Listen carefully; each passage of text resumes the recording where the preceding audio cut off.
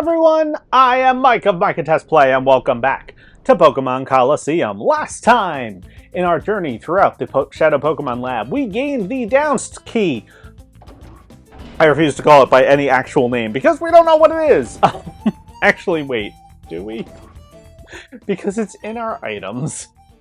And the key for opening the lab's underground door. So Doused Key means nothing. Like downstage? Down, is there like an ST that can mean like a, I don't know, testing? Downstairs, down second testing key. Whatever, we used the key, we're through the door, it disappeared from our inventory forever. We don't have to worry about it again. But, uh-oh, you're not supposed to be in here.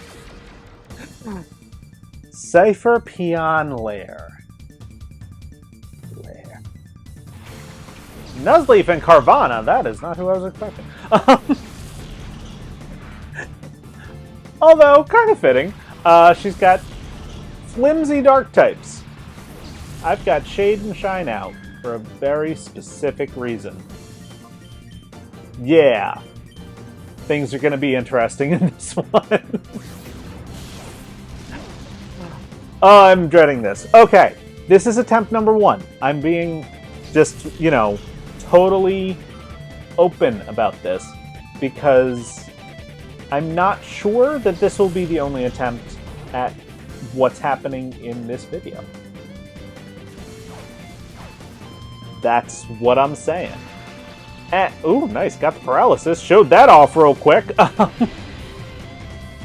Carvanha to Carvanha? Carvanha. Took a whole lot of damage from that, enough that I think a hidden power is just gonna finish it off. Dark types with very low defenses. That is what she has. As she's about to bring out her Shadow Pokemon, who's super frustrating. Okay, so here it comes, Murkrow.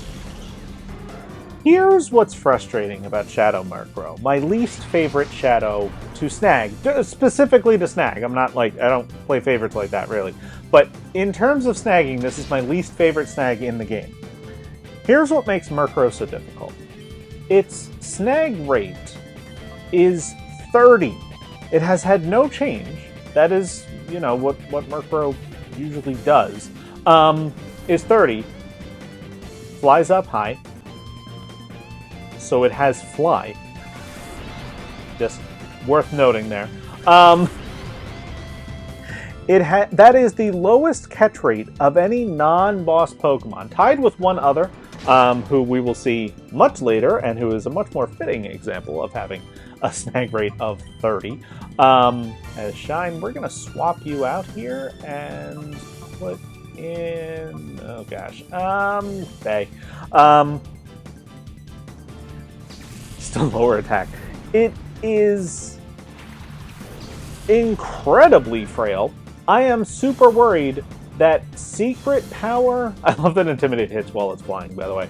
I am incredibly worried that a Secret Power from a minus attack Umbreon...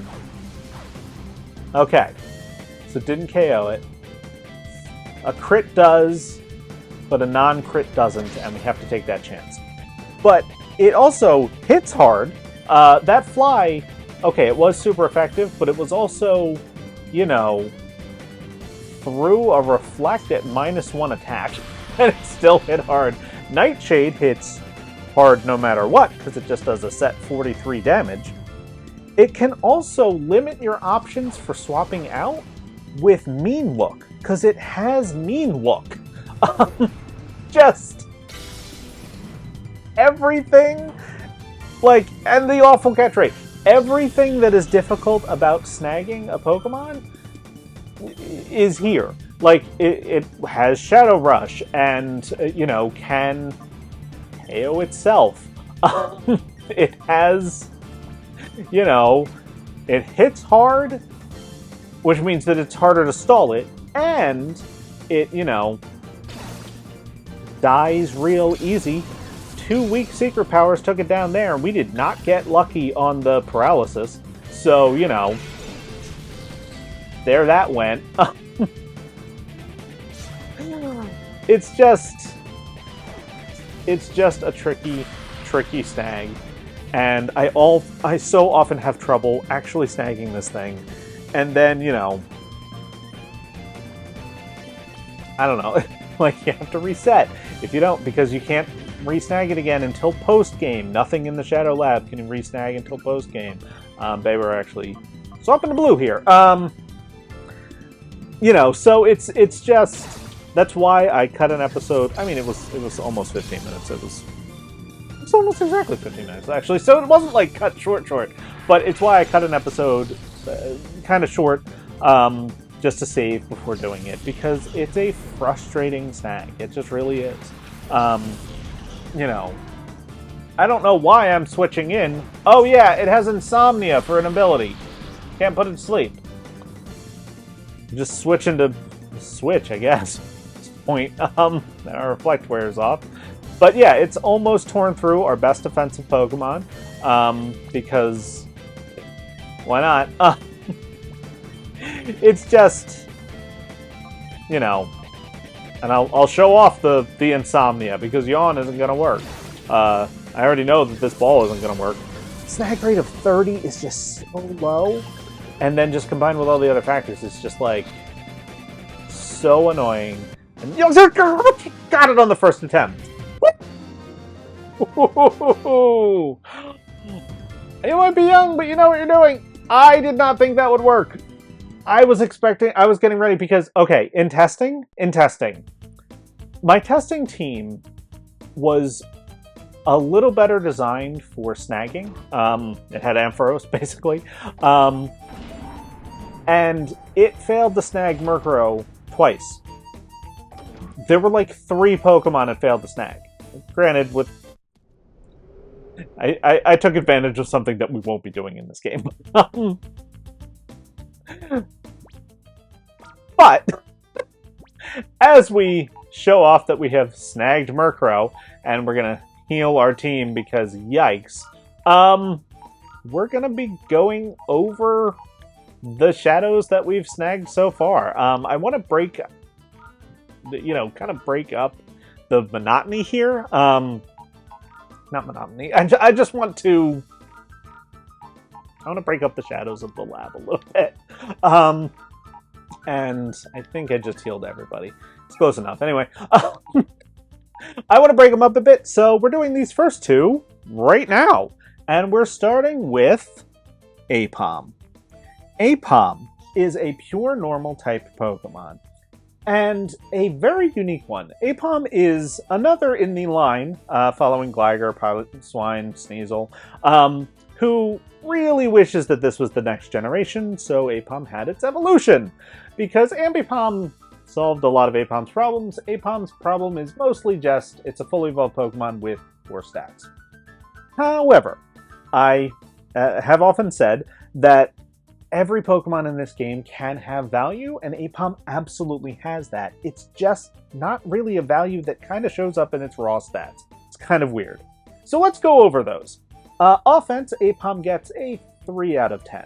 Aipom has a gigantic move pool, but no stats to use it. Like, nothing. Like, it could be rocking, Shadow Ball, Brick Break, Thunderbolt, I don't know, Water Pulse. No, you can't learn Water Pulse. Yeah, but, like, options, basically. You can teach it Return. But it just doesn't have the stats to use those. And so, great move pool, but lousy offenses doesn't really add up. It's pretty quick, but it just doesn't, it just doesn't perform very well on offense. Defense, even worse, 2 out of 10. Aipom's not a defensive Pokemon, it just doesn't have the stats, again, the stats to do that. So, Tickle is kind of its best option on defense because it lowers the opponent's Pokemon's attack and defense at the same time, but that's not going to hold off many things for all that long. Snagging, a little bit better. It gets a 5 out of 10 for snagging. Basically, Aipom can deal a whole lot of chip damage to things. Having Swift in its initial moveset is kind of a big deal for that. So, you know, if you just need someone to, I don't know, help with Murkrow snags or something of the like, which very difficult to get Aipom ready in time, but still, then it can be very helpful for just doing the chip damage. The role that Aipom really wants to play, though, has to do with a single move, Baton Pass. Its best role is support/baton passing, because Aipom has, in its natural level-up moveset, well, two of its best moves in its best moveset, Baton Pass and Agility.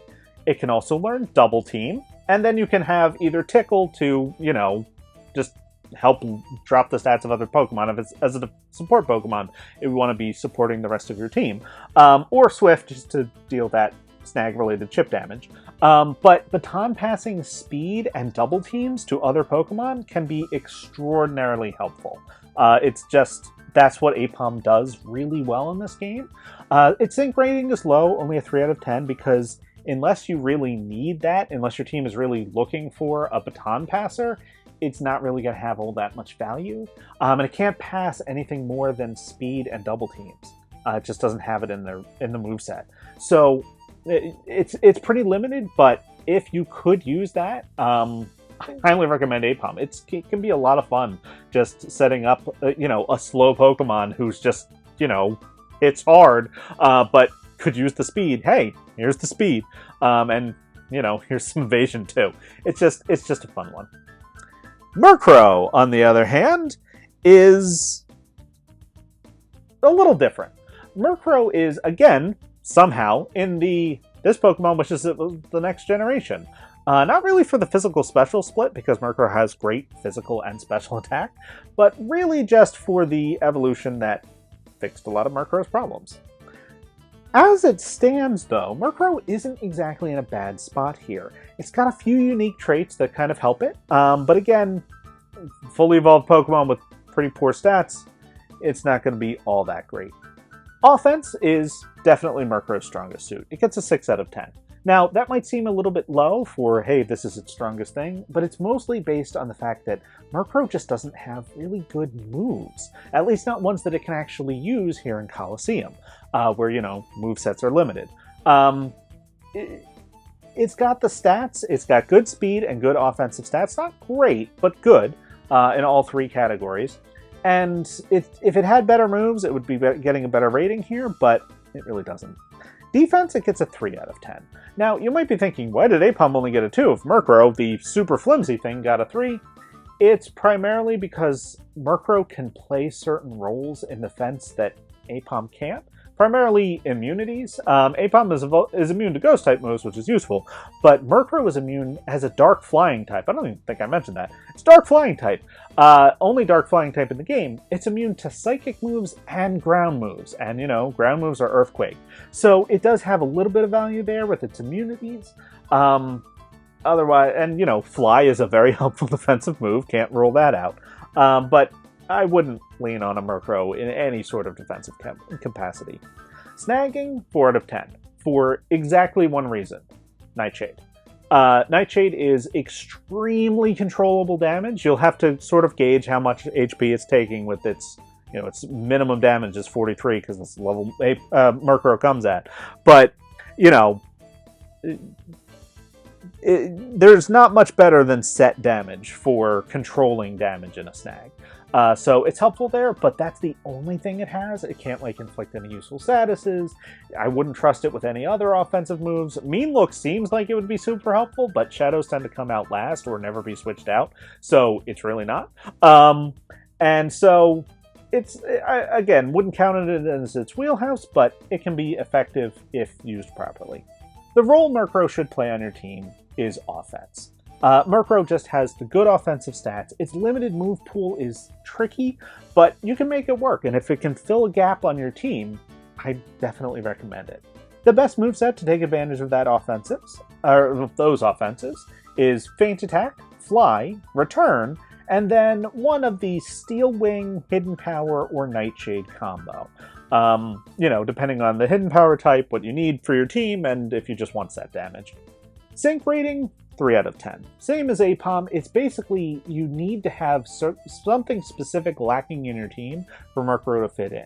Now, that doesn't mean that it can't. There's plenty of teams that could use another Pokemon immune to Earthquake who's also immune to Psychic moves. Or, you know, who just could really use some flying coverage. Gosh, dark coverage. They're both good, you know, useful utility offensive typings. But, you know, trickier to fit on than you might expect. And that's it for both of those. We're kind of, you know, splitting up the shadows a little bit. I could end the episode, but I want to keep going just a little bit longer. Just you know, I'll go to 20 minutes of the episode. You'll see how close I actually came to that. But I don't know. We're in the Shadow Lab now. You know, we can just advance. Now, I could be saving because there's more shadows, but I don't want to cut off the episode yet, and I don't want to start a new session, because I already did that once. But in here, I've been hired to tend to Pokemon, so that's what I've been doing this whole time. Were you folks wanting a Pokemon too? Nah. Is that so? Well, that's fine then. They've all been taken away somewhere, every last one. And if you say yes, that's so. It's a shame, but they're all gone. They've all been taken away somewhere. Last one. There were Pokemon being kept in these cages. I'm not ignoring the blinking thing. I'm just, you know, wandering around, getting a DNA sample, just doing my thing. That's an interesting room there. I do like that the lab is all interconnected. Like, you can see other things that are on the same floor as you. I know what's coming. It's like right in my notes. That's actually going to do it for this part. I don't want to have a whole battle with a snag, and that's what's happening next. So, thank you so much for watching. And, I didn't make it to the 20 minutes. I'm not surprised. Thank you so much for watching, and we will see you next time when we see what the next shadows in the lab are that I'm not saving beforehand, even though I caught Murkrow. What could it be? They're easy. See you guys then.